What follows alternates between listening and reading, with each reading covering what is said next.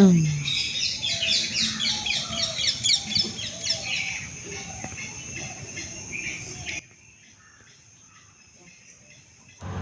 ඉතින් තවත් ලස්සන දවසක්. අද තමයි මම සතියේ ආසම දවස. මොකද අද මගේ හබී බෝලේට නිවාඩු දවසක්. මම සතියේ වැඩියේ මාසේ එදාට. ඔන්න ඉතින් මගේ සුදු බෝලේ නම් දැන් ඇහැරිලා ඉන්නේ.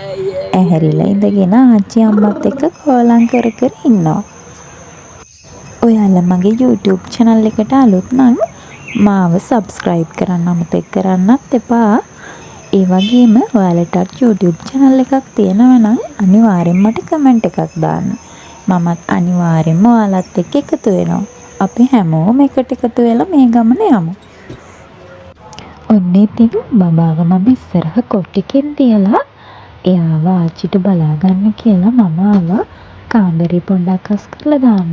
මොකද ඉතින් අද හස්බන්ඩ්ට නිවාඩු නිසා අද අපිට අද වැඩ ගොඩක් තියෙනවා කරගන්න. ඉතින් උදේ මම මේ හදන්නේ බබාගේ බේබි කබඩ් එක ළඟ අස් කරගන්න.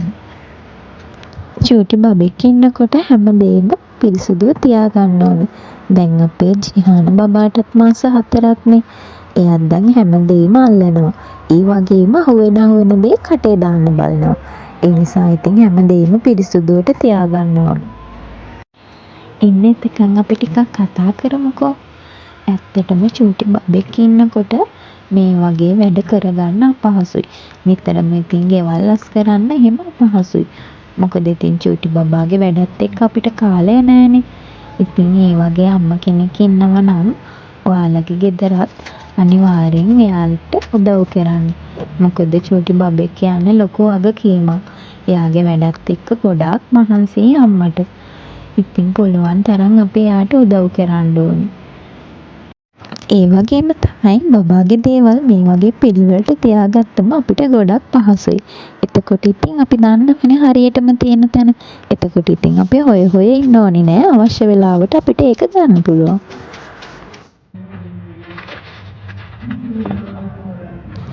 ඊට පස්සේ ඉතින් මමයි හබී බෝලේ මේ හදන්නේ බබාගේ රෙදි ටික හොදන්න. හබී බෝලේ ගෙදර ඉන්න දවසට අනිවාර්යෙන් මට බබාගේ රෙදි ටික හොදලා දෙනවා. ඉතින් මට ගොඩක් පහසුයි එයා ගෙදර ඉන්න දවසට. මං ඉතින් හබී බෝලගෙන් ඇහුවා තව බබාලා ඕනද කියලා මෙහෙම වැඩ කරනකොට. එයා කියනවා තව දෙන්නෙක් ඕනලු. මට වෙන්නේ නැද්ද කියලා අහුවාම නෑලු. ඉතින් මේ බාත්රූම් එකේ රෙදි හොදන්න පුළුවන්කම තියෙද්දි තමයි අපි දෙන්නම එළියට අප් එක ළඟට ඇවිල්ලා රෙදි හොදන්නේ. මොකද අපි දෙන්න වැඩියෙන් කැමති මෙතනට ඇවිල්ලා රෙදි හොදන්න. ඊට පස්සේ අපි දෙන්නම එකතු වෙලා බබාගේ රෙදි ටික වනා ගන්නයි හදන්නේ. දැන් ඉතින් ඔයාලා හිතයි මම හස්බන්ඩ්ගෙන් වැඩ ගන්නවා කියලා. එහෙම නෑ. අපි දෙන්නම එකතු වෙලා තමයි බබාගේ දේවල් කරන්නේ. මොකද එයත් කියන්නේ අපි දෙන්නගෙම බබා නම් අපි දෙන්නම එකතු වෙලා මේ වැඩ කරන්න ඕනි කියලා. එයා ඉතින් මට ඉස්සර ඉඳන්ම හැම දෙයකටම උදව් කරනවා. එයා විතරක් නෙවෙයි හස්බන්ඩ්ගේ ගෙදර අයත් මට ඉස්සර ඉඳන් හැම දෙයකටම උදව් කරනවා. මොකද ප්‍රෙග්නන්ට් කාලෙත් මම හිටියේ හස්බන්ඩ්ගේ ගෙදරමනේ. ප්‍රෙග්නන්ට් කාලෙත් ඉතින් එයාගේ අම්මා මාව එයාගේම ළමෙක් වගේ බලාගත්තා. මොකද ඉතින් මගේ අම්මට ගාල්ලේ ඉඳලා මෙහෙ ඉන්න බෑනේ හැමදාම. ඉතින් හස්බන්ඩ්ුත් ඒ වගේ මාව ගොඩක් හොඳින් බලාගත්තා. මගේ හස්බන්ඩ් අපේ අනාගතය වෙනුවෙන් ගොඩාක් මහන්සි වෙලා වැඩ කරන කෙනෙක්. එයා මේ දැනුත් චුට්ටක්වත් නිදාගෙන නැහැ. මොකද එයා උදේ තමා වැඩට ගිහින් ආවේ. ඉතින් එහෙම වෙලත් එයා නිදාගන්නේ නැතුව බබාගේ වැඩවලට උදව් කරනවා. එයා මට නිතරම කියන දෙයක් තමයි මහන්සි වෙන්න ඕන කාලේ හාන්සි වෙලා හිටියොත් හාන්සි වෙන්න ඕන කාලෙටත් මට වැඩ කරන්න වෙයි කියලා. එයා ඒ නිසා දැම්ම ඉඳන්ම අපේ අනාගතය වෙනුවෙන් මහන්සි වෙලා වැඩ කරනවා. දැන් ඉතින් අපේ බබා නාන වෙලාව. එයාව නාවන්නේ ඉතින් හස්බන්ඩ්ගේ අම්මා. එයා ඉපදුණු දවස්වල නම් සතිය 2ක් විතර නෑව්වේ මගේ අම්මා. මොකද ඒ දවස්වල මගේ අම්මා මෙහෙ ඇවිල්ලා හිටියනේ. දැන් ඉතින් එයා නාවන්නේ හස්බන්ඩ්ගේ අම්මා. මමත් ඉතින් අම්මට බැරි වෙලාවට බබාව නාව ගන්නවා.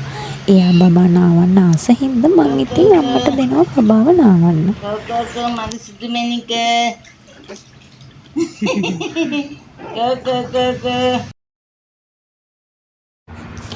ඉතින් අම්මා බබාව නාවනකම් දැන් මම මේ හදන්නේ මගේ හබීබෝලගේ කෑම එක හදාගන්න. මගේ හබීබෝලේ නම් බත් කන්න ආසම නෑ. එයා ඉස්සෙල්ලා ඉඳන්ම පාන් කන්න තමයි පුරුදු වෙලා ඉන්නේ. දැන් ඉතින් මටත් ඒක පුරුද්දකට ගිහින්. දැන් ඉතින් ඔයාලා කියයි කිරි දෙන අම්ම කෙනෙක් කොහොම කාලා හරියන්නේ නැහැ කියලා. ඔව් ඉතින් ඒක ඇත්ත. ඒ වුණාට මගේ හස්බන්ඩ්ගේ අම්මා දවල් 12 විතර වෙනකොට දවල්ට එළිවර වෙනවා. ඉතින් මං හැමදාම 12 වගේ වෙනකොට දවල්ට කනවා. ඒ නිසා දැන් ඒක ප්‍රශ්නයක් නෑ. දැන් ඉතින් ඔයාලා බලයි එක්කෙනෙකුට කිරිපිටි එක්කෙනෙකුට තේ මොකද කියලා. මම කිරිපිටි බිව්වට හස්බන්ඩ් කිරිපිටි බොන්නේ නෑ. ඒ නිසායි මෙහෙම හදන්නේ. ඔන්න ඉතින් දැන් තියෙන්නේ මම කරන්න අවසම දේ. අම්මා බබාව සෝදලා මට දෙනවා බබාට ඇඳුම් අඳින්න. මම හරිම ආස දෙයක් තමයි බබාට ඇඳුම් අඳින එක. ඔයාලට මතකද ඉස්සර අපි බෝනික්කොන්ට මේ වගේ ඇඳුම් අඳින්න ලස්සන බලනවා. දැන් ඉතින් ඇත්ත ජීවිතේ ඇත්ත බෝනික්කට මට ඇඳුම් අඳින්න අවස්ථාව ලැබිලා තියෙනවා. ගාගත්තනේ ඩොට් එක මූණේ. හලි නරකයි. හලිම නෝති වැඩ කළන්නේ. හලිම නෝති වැඩ කළන්නේ ඔයා. ඕ හලිම නෝති වැඩ කළන්නේ. ඒ ඩොට් එක මූණේ ගාගන්න. ඒ ඩොට් එක මූණේ ගාගන්න ඔයා. අනේ.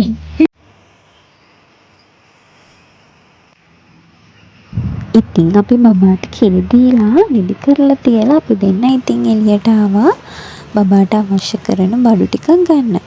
ඉතින් අපි මෙතනට වැඩිපුර ආවේ බබාගේ ඩයපර්ස් ගන්න. අපි මෙතනට තමයි බබාගේ ඩයපර්ස් ගන්න එන්නේ. මොකද මෙතන 120ක ඩිස්කවුන්ට් එකක් හම්බ වෙනවා ඩයපර්ස් වලට. ඩයපර්ස් වලට විතරක් නෙවෙයි අනිත් බඩු වලටත් මෙතන ඩිස්කවුන්ට් තියෙනවා. මේකේ නම තමයි ඩයපර් හවුස්. මේකේ ඉතින් බබාලට අවශ්‍ය කරන හැම දෙයක්ම වගේ තියෙනවා. මෙතන ගොඩක් දේවල් ගොඩක් ලාභයි. ඩයපර්ස්.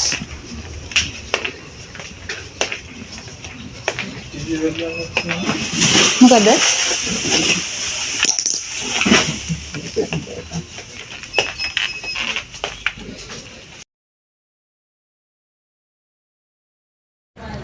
අපි වෙනදනම් අපේ බබාට පාවිච්චි කරේ වෙලෝන එකයි බේබි ෂර්මි කියන බ්‍රෑන්ඩ් එකයි තමයි. ඒ වුණාට අපිට හිතුණා මේ ඩයපර්ස් කියන එක try කරලා බලන්න. මොකද ඒකේ කෑලි 60ක් තියෙනවා. ඒක 6000 ගාණක් වෙනවා. 4800ට තමයි යාළුවා 6020යි.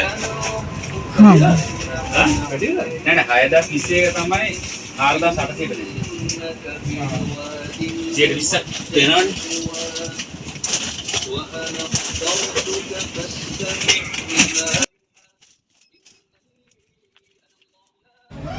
ඇත්තටම මෙතන හැමදේම වගේ ගොඩක් ලාභයි. එයාලා හැම දෙයකටම වගේ ඩිස්කවුන්ට් දෙනවා. විශේෂයෙන් ඩයපර්ස් වලට.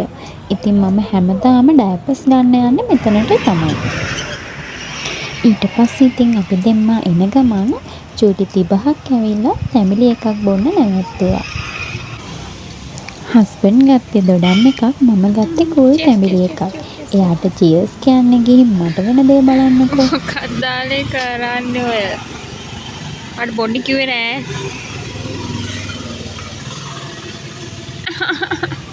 ඇති. ඊට පස්සේ ඉතින් අපි ආයෙත් ඉක්මනට ගෙදරට පිටත් වුණා. මොකද අපි චූටි බබාව ගෙදර දාලානේ ආවේ. දැන් එයා හැරිලත් ඇති. ඒ වගේම හවසට අපිට චූටි ගමනකුත් යන්න තියෙනවා. ඔන්න ඉතින් හවස් වෙලා අපි තුත් දෙනා අර මම කිව්ව ගමන යන්නයි හදන්නේ. දැන් ඉතින් අපි යන ගමන්. අද අපි යන්නේ මං ආසම කරන තැන් දෙකකට. බලමුකෝ ඉතින් මම හිතන විදියට ඒ තැන් දෙකටම යන්න පුළුවන් වෙයිද කියලා. මොකද චූටි වැස්සකුත් එනවා.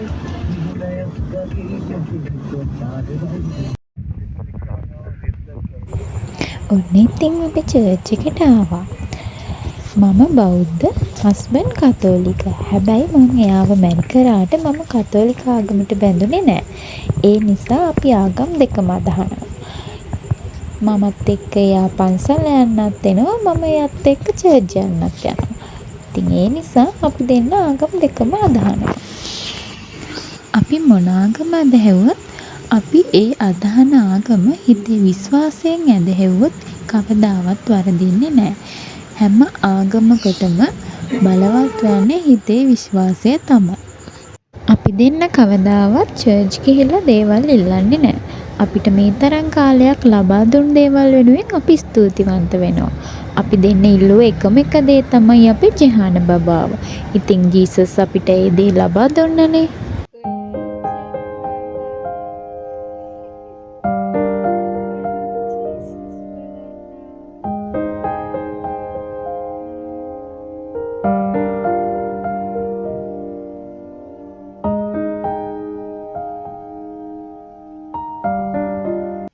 ඔන්න ඉතින් අපි පෙයාස් කියලා එළියට එද්දිම හයියෙන් වහින්න ගත්තනේ.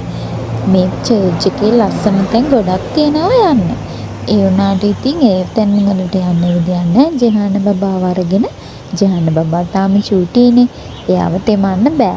ඉතින් හස්බන්ඩ් කිව්වා හයියෙන් වැස්සොත් එහෙම අපි ගෙදර යමු. මොකද අපි තව තැනකට යන්න හිතාගෙන ඉන්නවනේ. එතනට නම් ඉතින් හයියෙන් වැස්සොත් කොහෙත්ම යන්න බෑ. ඒ හින්දා ඉතින් හස්බන්ඩ් කිව්වා අපි ටිකක් වෙලා බලලා වැස්ස අඩු වුණොත් එතනට යමු කියලා. මේ චර්ච් එකට අපි කියන්නේ කැලේ පල්ලිය කියලා. මං හස්බන්ඩ්ව මැරි කරපු දවස්වල ඉඳන්ම මෙතනට එනවා. මොකද මෙතන ඇත්තටම අනුහස් තියෙන තැන. ඒ වගේම හරිම ලස්සනයි. මේකේ ලස්සන තැන් ගොඩාක් තියෙනවා. ඒ වුණාට ඉතින් අද මට ඔයාලව එක්කගෙන යන්න විදියක් නැහැ. මොකද හයියෙන් වහිනවනේ.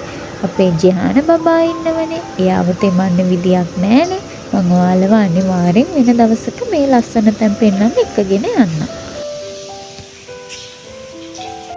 ඔන්න ඉතින් පෑවුව නිසා අපිට පුළුවන් වුණා අපි හිතපු විදියටම එතනට එන්න. ඉතින් අපි ආවේ මේ මීගමුව බීච් එකට. මෙතනට අපි දෙන්න මීට කලින් හැමදාම වගේ එනවා. හැබැයි ඉතින් අද තමයි අපේ ජෙහාන බබා මුලින්ම බීච් ආපු දවස. ඉතින් අද දවස අපිට ගොඩක් විශේෂ දවසක්. ඉස්සර මම හස්බන්ඩ් එක්ක මෙතනට ඇවිල්ලා හීන මවපු දෙයක් තිබුණා. චූටි බබාලා අරන් එන අම්මලා තාත්තලා දැක්කම මම හිතුවා දවසක අනිවාර්යයෙන්ම මමත් මේ විදියට මගේ බබාව අරගෙන එනවා කියලා. ඒ හීනේ අද මට සැබෑවක් කරගන්න පුළුවන් වුණා. ඉතින් දෙන්නත් එක්ක අල්ලගත්ත අත හයියට අල්ලගෙන ඉදිරියට ගියොතින් මොන තරම් ප්‍රශ්න බාධක අපේ ජීවිතේට ආවත් අපිට ඒව මඟ ඇරලා ශක්තිමත්ව ඉදිරියට යන්න පුළුවන්. ඉතින් මගේ මේ ලස්සන හීනේ අද මට සැබෑවක් කරගන්න පුළුවන් උනේ අපි දෙන්නගේ ජීවිතේට ආපු ප්‍රශ්න අපි ඒවා දෙන්නම එකතු වෙලා ලස්සනට විසඳගත් නිසා. මේ දැත ලං වේලා ලං වෙන්න ඕන මේ හින සැපවින්ම ඉටු වෙන්න ඕන ඉතින් මේ වගේ හරිම ලස්සන හවස්වරුවක් අපි තුන්දෙනා ගත කරලා ගෙදර එන්න පිටත් වුණා. මේ වගේ ලස්සන ජීවිතයක් මට ලබා දුන්නට දෙවියන් ඔබට ස්තුතියි. සැරිසරයෙක් වෙලා පෙම්දිවි සටනේ නොයමි පැරදිලා